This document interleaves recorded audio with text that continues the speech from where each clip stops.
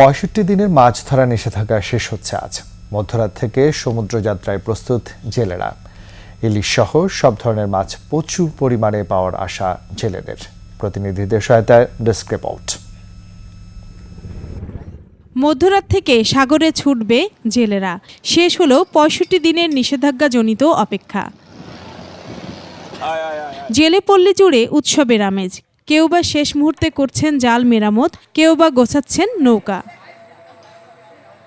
নিষেধাজ্ঞা চলার সময় সরকারি সহায়তা অনেকে পেলেও কারো কারো কাছে তা পৌঁছয়নি বলে অভিযোগও রয়েছে।